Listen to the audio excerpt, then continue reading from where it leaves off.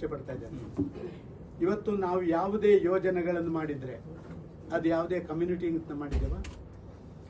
ರೈತರ ಸಾಲ ಮನ್ನಾ ಮಾಡಿದೆವು. ಯಡಿಯೂರಪ್ಪರು ಬಂದ 0% ಅಲ್ಲಿ ಕೊಟ್ಟೆವು. ರೈತರು ಎಲ್ಲ ಇದರಲ್ಲಿದ್ದಾರೆ. ನಿಮ್ಮ ಎಂತ ಭಾಗ್ಯ ಶಾದಿ ಅಲ್ಲ, ಭಾಗ್ಯಲಕ್ಷ್ಮಿ ಯೋಜನೆ ಮಾಡಿದೆವು. ಭಾಗ್ಯಲಕ್ಷ್ಮಿ ಯೋಜನೆ ಎಲ್ಲ ಕಮ್ಯುನಿಟಿಯವರಿಗೆ ಶಾದಿ ಯೋಜನೆ ಮಾಡಿದೆವು. ಆಯುಷ್ಮಾನ್ ಭಾರತ ಯೋಜನೆ ಸರ್, ಆಯುಷ್ಮಾನ್ ಭಾರತ ಯೋಜನೆ ಮಾಡಿದೆವು. ಏನದು ಯಾವುದೋ ಒಂದು ಜಾತಿಗೆ ಕೊಡ್ತಾ ಇದ್ದೀವ? ಇವತ್ತು ಆಯುಷ್ಮಾನ್ ಭಾರತ ಯೋಜನೆ ನಾವು ಮಾಡಿ ಇಷ್ಟು ದೊಡ್ಡದಲ್ಲಿ ಮಾಡಿದೆವು. ಇವತ್ತು ಜನೌಷಧಿ ಕೇಂದ್ರಗಳನ್ನು ರದ್ದು ಮಾಡ್ತಾ ಇದ್ದಾರೆ.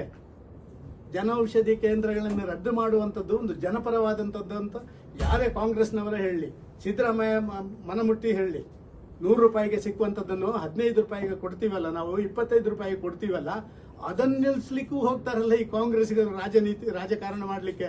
ಮೋದಿಯವರು ಕೊಟ್ಟದ್ದು ಅಂತ ಜನ ತಿಳ್ಕೊಳ್ತಾರೆ. ಯಾರೇ ಕೊಡ್ಲಿ, ಬಡವರಿಗೆ ಕೊಡುವಂಥದ್ದು ಕೊಡಿ. ನಾವೇನೀಗ ಇವರು 5 ಯೋಜನೆಗಳನ್ನು ಮಾಡಿದ್ರು, ಮಾಡಬೇಡಿ ಅಂತ ಹೇಳಿದೆವ? ನಾವು ಹೇಳಿದೆವ ಇವರು ಕೊಟ್ಟದನ್ನ?